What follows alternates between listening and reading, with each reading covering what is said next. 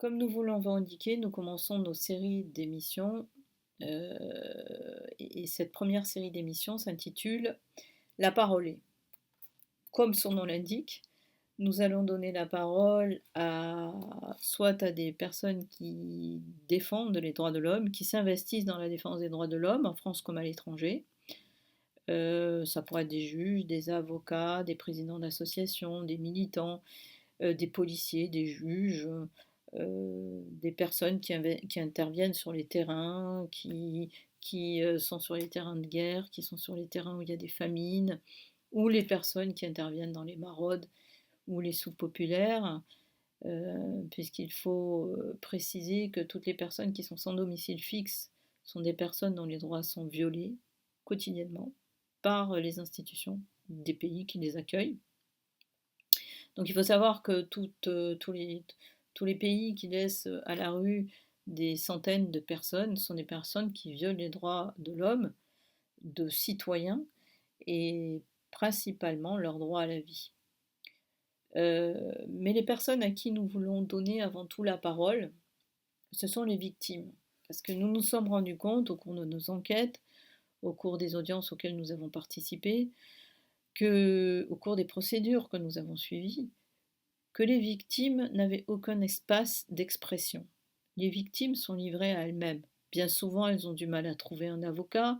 Quand elles ont un avocat, l'avocat n'a pas le temps de les écouter parler. Il parle de choses pratiques, pragmatiques, qui ont trait aux procédures.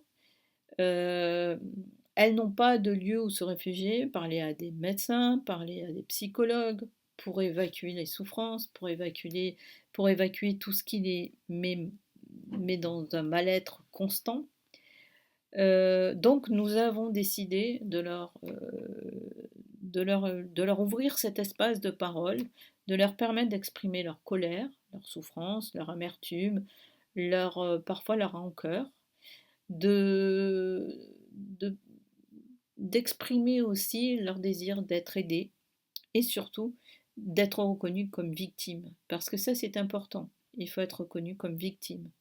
Et beaucoup ne le sont pas parce que personne ne les regarde comme des victimes, puisque personne ne les regarde. Et personne ne les entend d'ailleurs. Donc c'est à elles que nous allons donner la priorité, et aussi aux témoins de ces violences, de ces tortures, de toutes ces choses, de toutes ces violations des droits de l'homme. Parce que les témoins sont aussi en souffrance, parfois en grande souffrance, surtout quand il s'agit d'enfants ou d'adolescents.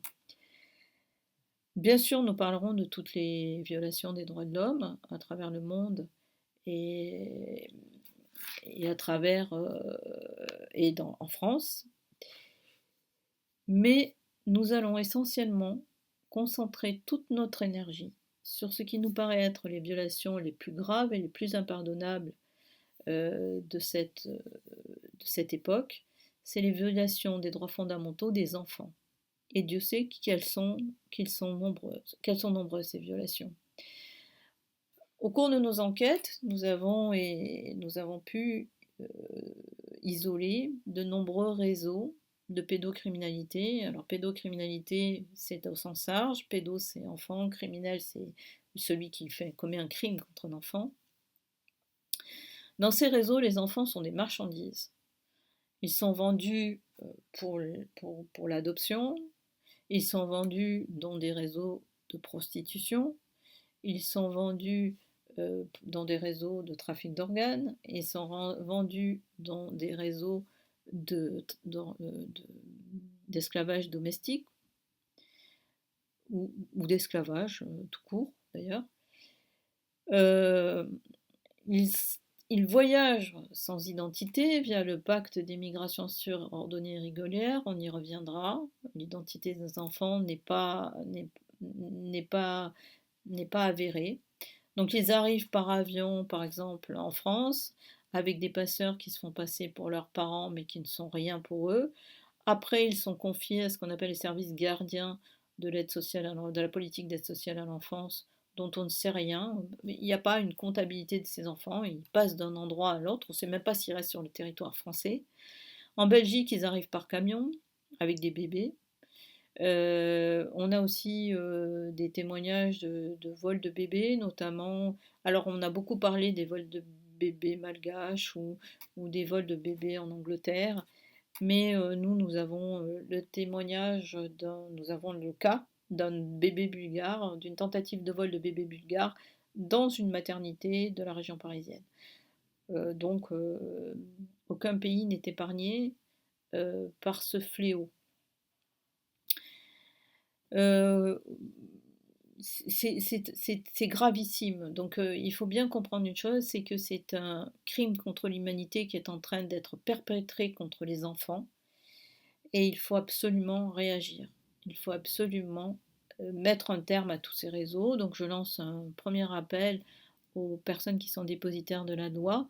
Nous leur demandons de venir nous aider, d'enquêter, de prendre les choses en main. Aujourd'hui, nous allons donner la parole à un avocat qui vient défendre une famille bulgare dont les 2 enfants ont été enlevés dans le cadre de la politique d'aide sociale à l'enfance. Alors, nous allons préciser 2, 3 choses avant que l'avocat ne parle. Un, nous utiliserons très peu le mot ASE, parce que l'ASE n'est rien, on vous fait croire que c'est une institution, ça n'en est pas une. Dans les textes de loi, l'ASE, c'est une politique d'aide sociale à l'enfance, c'est un service non personnalisé de l'État français, donc non personnalisé, il n'y a pas de personnel, mais ce n'est pas non plus une personne morale, et ce n'est pas une personne pénale. Donc ce n'est rien. L'ASE n'est rien, et ce qui n'est rien n'est en droit de rien. Donc ce n'est pas vers. Nous ne parlerons pas, nous ne parlerons pas de l'ASE. Nous allons parler des personnes qui sont responsables de l'ASE, et en l'occurrence, il n'y en a qu'une par département, c'est le président du conseil départemental. Donc quand nous parlerons des placements abusifs d'enfants, nous nous tournerons et nous citerons toujours les personnes qui sont responsables de ces placements d'enfants, ce sont les présidents des conseils départementaux. En l'occurrence, pour les enfants bulgares dont va parler maître Chetanov, il s'agit de Jean-François Paridi, qui est le président du conseil départemental de Seine-et-Marne. Donc voilà, la personne responsable d'un placement, c'est toujours pénalement le président du conseil départemental. En ce qui concerne l'ASE, nous avons eu des témoignages extrêmement troublants, extrêmement graves, venant d'enfants ou d'ex-enfants devenus adultes ou jeunes adultes placés dans les services qu'on appelle les services gardiens de l'ASE, de la politique d'aide sociale à l'enfance, qui relèvent d'associations qui sont un peu comme les réseaux, une espèce de maillage d'associations dont on n'a même pas une vague idée du listing, qui nous ont fait état, qui ont témoigné de trafic de drogue, de trafic d'armes, de cambriolage pratiqué sous la direction de personnes ou dépositaires de la loi ou de surveillants des foyers, et pire encore, d'un fonctionnement en réseau de prostitution, majoritairement des jeunes filles, mais il y a aussi des garçons. Les plus grandes, c'est-à-dire celles qui ont entre 15 et 18 ans, puisque après elles sont mises à la rue hein, dès qu'elles sont majeures ou dès qu'ils sont majeurs, amenant les plus petits auprès de prédateurs, sans que personne n'intervienne, a priori, selon les témoignages que nous avons eus. D'enfants terrorisés, de jeunes gens terrorisés qui demandent, qui mettent en garde sur les colonies, sur les lieux de villégiature, où on les amène avec ces foyers. Donc la première des choses que nous souhaitons, c'est que des personnes dépositaires de la loi, des policiers ou des juges, nous viennent en aide et investigue dans tous les foyers de France et même à l'étranger, parce qu'on a des retours similaires, on a des témoignages similaires en Allemagne, en Belgique, en, en Bulgarie, un peu, en, en Espagne, en, en France, oui, bien sûr. Donc, nous lançons un appel à tous les policiers et à tous les juges qui se sentent concernés par ces déviances faites aux enfants, ces crimes commis contre les enfants, d'ouvrir des enquêtes, de vérifier ce qui se passe dans les foyers, de s'assurer que ces réseaux de prostitution euh, n'existent plus. Parce qu'il faut savoir une chose, c'est que si l'État ferme les yeux sur des réseaux de prostitution, cela signifie que l'État est un proxénète, et le premier proxénète de France. Donc il est temps d'agir et de vérifier tout ça. Aujourd'hui, nous donnons donc la parole à Maître Chetanov, qui est un avocat bulgare, qui vient défendre Aline et Adjan, qui ont respectivement 9 et 11 ans, qui ont été, je l'ai dit, enlevés à leurs parents sans pièce à charge dans le dossier. Et il va vous expliquer, vous allez voir, nous l'interviewons au sortir de l'audience. Il est venu spécialement en France pour défendre les parents de ses enfants et ses enfants. Il a rencontré plusieurs fois les enfants. Les enfants ont demandé plusieurs fois à rentrer chez eux. Ils veulent retourner chez leurs parents. Il n'y a rien dans le dossier. Donc ce que nous espérons, c'est que Maître Chetanov mène jusqu'au bout la procédure et que les enfants soient rendus, nous l'espérons, avant Noël à leurs parents. Maître Chetanov et l'association Wikijustice, Julian Assange, vont unir leurs forces avec d'autres, dans d'autres pays, pour mettre un terme aux actions mafieuses de ces réseaux et pour les empêcher de nuire définitivement. Donc ce n'est que le début. J'espère que beaucoup d'entre vous nous apporteront votre aide, leur aide pour mettre un terme à tous ces crimes. Et je le rappelle, c'est un crime contre l'humanité, probablement le plus grave qui aura été commis pendant ces dernières années, et sur les personnes les plus fragiles de nos sociétés, qui sont les enfants. Voilà, je vous souhaite une bonne écoute et vous donne rendez-vous à la prochaine, au prochain volet de cette émission. La parole est. Bonjour, nous sommes en direct du Palais de Justice de Paris avec Maître Chetanov, j'ai bien dit, qui est venu défendre 2 enfants bulgares qui ont été retirés à leurs parents par les services de l'aide sociale à l'enfance et le président du conseil départemental de Seine-et-Marne, il me semble. Maître Chetanov, donc vous sortez de l'audience, est-ce que vous pouvez nous dire quelques mots sur cette audience, déjà, dans un premier temps? C'était la première fois que je parlais devant un tribunal français. Je n'ai jamais imaginé que je vais défendre des enfants bulgares. J'ai d'habitude de défendre des citoyens bulgares depuis 1981. D'accord. Et pour la première fois, je me présente ici devant le tribunal français, le tribunal d'appel français à Paris, parce que cette histoire m'a bouleversé. D'accord. On a enlevé 2 enfants bulgares. Ils sont juste des citoyens bulgares. Ils n'ont pas une double nationalité. Oui. Ils sont mineurs de 8 et 10 ans. Ils ont été enlevés de leur famille sans évidence et sans argument profond. On a fait confiance des paroles d'un appelant anonyme, d'une directrice qui n'a jamais voulu nous rencontrer. On a fait confiance à un rapport de l'ASE qui ne parle pas bulgare, Et les parents, ils parlent seulement bulgare.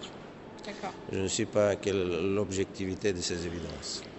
Alors, je vous suis. Tout à l'heure, vous m'avez dit que donc vous vouliez me parler un peu de la famille, de la famille bulgare par rapport à la famille française ou à la famille dans le cadre des pays européens. Est-ce que vous pouvez nous développer un peu, s'il vous plaît? Oui. J'ai vu à l'audience une différence, une très grande différence du type de famille française et bulgare.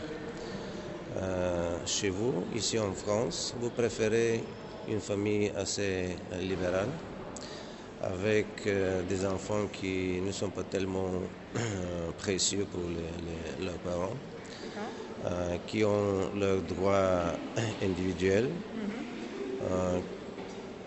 au-dessus des droits de leurs parents. Et la conception de la famille bulgare, c'est que les parents et les enfants mineurs sont un ensemble. Il n'y a pas de divergence d'intérêt parmi les parents et les enfants. Et si on sépare les enfants de leurs parents, c'est de déchirer la famille. Parce qu'il n'y a une possibilité d'avoir une famille avec les enfants séparés des enfants. Ce n'est pas une famille, déjà. Oui. Et peut-être le but n'est pas de préserver le principe des intérêts supérieurs de l'enfant, parce que si c'était au fond de cette affaire juridique, on devait respecter l'individualité des enfants et des parents, qui est gravement violée. On devait respecter les explications des parents. On ne devait pas faire confiance à une dame de la place Pigalle, qui était le premier appelant anonyme de cette affaire. Oui. Anonyme. Normalement, on doit être déclaré à la justice. On est responsable pénalement de ses actes. Il y avait beaucoup de reproches d'une violence conjugale qui n'est pas prouvée. Donc on ne peut pas enlever des enfants sur cette base. Donc ce que vous me dites, c'est que comme il n'y a pas de preuve de la violence conjugale, ça veut dire qu'il n'y a pas eu d'enquête de police? Non. Il n'y a pas eu d'enquête ni d'investigation judiciaire. C'est-à-dire que le juge n'a pas lancé une investigation judiciaire. Oui, c'est ça. D'accord. On nous a dit dans la salle de la cour que l'enfant a été amené aujourd'hui à 9h et il a consenti de rester à la famille d'accueil que de revenir à la famille. Mais ce n'est pas vrai, parce que j'ai parlé moi-même avec les enfants et je sais que les enfants veulent revenir à leur famille. J'ai fait cette conversation 2 fois. D'accord. Et ça ne peut pas être vrai. Donc, ce que vous êtes en train de dire, c'est que la justice française ou certains membres de la justice française peuvent mentir. Oui, le nom du mensonge, les mensonges ont été répétés plusieurs fois dans la salle. Donc ça veut dire que certains membres de la justice française se parjurent, comme on dit? C'est pas la justice française, je pense, c'est l'ASE. C'est l'aide à l'enfance. L'aide sociale à l'enfance. Oui. Enfin, les services de l'aide sociale à l'enfance. Oui. Et peut-être le tribunal du Meaux, de première instance, ce sont des juges assez jeunes. Ils n'ont pas leur expérience de vie. Oui. Ils jugent très libéralement. Ils ne savent pas qu'est-ce que c'est de priver la mère des 2 enfants, la mère qui a nourri, et fait tout, consolé, et fait tout pour leur enfant jusqu'à l'âge de 8 ans. Mais est-ce qu'il n'appartient pas au juge, maître, de mener des investigations pour s'assurer que les propos à charge c'est obligatoire. Voilà. C'est obligatoire. Donc, ce qui semble se passer dans ce dossier, c'est obligatoire. C'est qu'on a oublié de mener les investigations. Et je vais vous dire encore une chose, que toute famille, d'après la Convention internationale des droits de l'enfant, toute famille, tout enfant a le droit d'avoir une famille oui. et d'être aimé et oui, d'être aimé, d'être entouré. Entouré, oui. Oui, c'est ça. Oui. C'est ça. C'est un article de la Convention internationale des droits de l'enfant. Exactement. Oui, oui. Ce qui a été gravement violé. Gravement violé. Et j'espère que la justice française sera au niveau obligatoire. Suivra ses principes. Oui. Parce que le juge doit impartialité, loyauté, honnêteté. Et il le jure avant de prendre ses fonctions. Oui. Donc, j'ai l'espoir que la jurisprudence française sera au niveau. Je l'espère aussi parce qu'en fait, il y a de nombreuses familles qui sont exposées aux mêmes dérives judiciaires et aux prises avec ce qu'on appelle l'aide sociale à l'enfance. Donc j'espère bien que ça va évoluer. Est-ce que vous pensez que les droits fondamentaux humains de vos clients ont été violés? Bien sûr. Donc ils ont été violés selon vous par qui? Par les juges puisqu'ils n'ont pas respecté le principe de l'impartialité? Par l'ASE, premièrement, par l'ASE. Et deuxièmement, par le tribunal de première instance. D'accord, donc le tribunal de première instance porte une grande responsabilité. Oui, bien sûr, parce que cette responsabilité a pris 1 année et demie. Oui. Et les conséquences psychologiques des enfants sont énormes. Ils auront une durée très longue. Oui, donc vous pensez on ne va pas penser comme ça. Est-ce que la justice française vous a permis de programmer ce qu'on appelle une contre-expertise médicale ou psychologique des enfants? Est-ce que vous avez pu avoir accès aux enfants, les amener, les amener dans l'ambassade, les faire voir par un médecin et un psychologue ou un pédopsychiatre bulgare? Est-ce que c'est possible ça?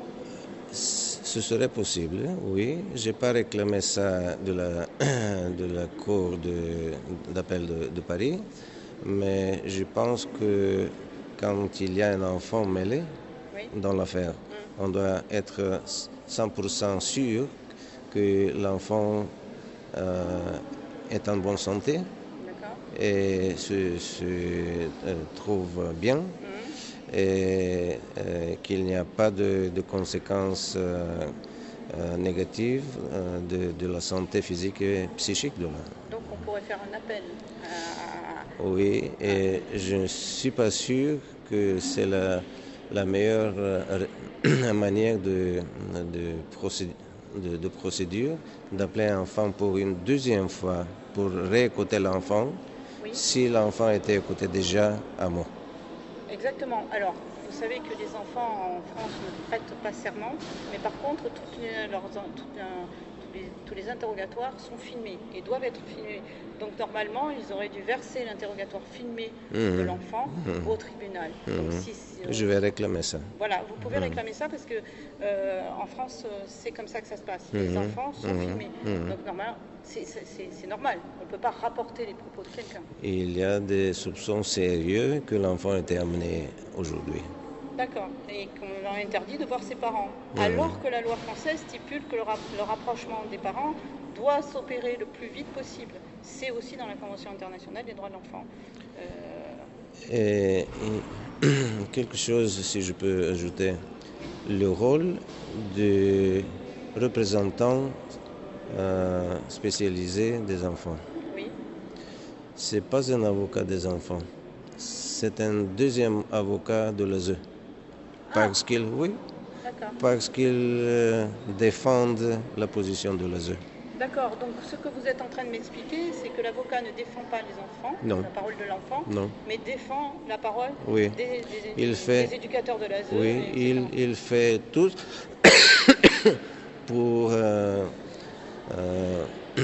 pour supporter la position de l'ASE. Et donc les enfants ne sont pas présents aux audiences, bien que les audiences soient à huis clos. Donc si les enfants ne sont pas là, les audiences devraient être publiques. Et donc on ne sait rien en fait de ce que pensent réellement les enfants. Oui, et je connais ce que pensent mes enfants. Oui. Je les nomme mes enfants parce qu'ils sont devenus les miennes. Les vôtres. Oui. Ils sont un peu tous. Je connais les enfants parce que j'ai parlé plusieurs fois avec eux. Ils ne veulent pas rester à la famille d'accueil. Non. Donc vous allez revenir? Peut-être oui. Si on va au troisième niveau, oui. Troisième niveau de cassation, oui. Et le délibéré a lieu quand alors, vous savez? Ils vous ont donné une date butoir? Il y avait un rapport à cette audience que l'ASE a réclamé une prolongation de la période des enfants dans une famille d'accueil jusqu'à avril 2026. Et vous espérez que les parents pourront Et avoir j'ai objecté ça et j'ai voulu les libérer maintenant, tout de suite, parce que la responsabilité sera à l'ASE et à la justice française. Et est-ce que vous pouvez nous dire un mot de l'état des parents? Parce que les parents ne s'expriment pas beaucoup, ils parlent bulgare, ils ont un peu de mal à s'exprimer en français. Est-ce que vous pouvez nous dire ce qu'eux ressentent, ce qu'eux ont vécu, ce que eux vivent tous les jours? Le père, la mère. Ils sont déchirés par le malheur. Ils sont déchirés. Ils ne peuvent plus se contenir et respecter un comportement plus social, mais ils ont à bout de leur force. D'accord. Donc ce que vous espérez, c'est que la justice entende ce cri de souffrance et rende les enfants, on peut l'espérer avant Noël, parce que toutes les familles aimeraient être réunies à Noël. Et je pense que c'est la plus grande responsabilité du système judiciaire en France, de libérer le plus tôt possible les deux victimes, parce qu'ils sont des victimes. Ils sont des victimes, oui. Ça, on est d'accord. Est-ce que vous pensez, maître, puisque vous êtes bulgare, qu'on peut faire confiance à la justice française aujourd'hui? Oui, pourquoi pas, j'espère. Vous espérez? Mais je n'espère pas seulement, je nécessite des preuves. D'accord, donc vous avez raison, il faut que la justice française prouve qu'elle est à la hauteur de sa devise, liberté, égalité, fraternité, qui est écrite sur tous les frontons. Oui, c'est ça. On espère qu'elle va la respecter, ainsi que l'impartialité du juge. Oui, c'est ça. Bon, maître, je vous remercie infiniment. J'espère vous revoir bientôt. Merci. Je suis très contente de vous voir. Merci. Et puis, là, nous appelons à ce que les enfants soient libérés le plus vite possible, puisqu'ils sont injustement placés dans des familles. Le 27 novembre, il y aura un acte de la justice. D'accord. Donc nous appelons les parents, les citoyens français à se mobiliser autour de ces placements d'enfants qui sont souvent abusifs. Et nous sommes très heureux d'avoir Maître Shaiktanov avec nous parce qu'il n'y a pas beaucoup d'avocats qui prennent fait et cause pour les enfants. Donc nous espérons le revoir bientôt et nous le remercions infiniment pour cette affaire. Merci Maître. Merci.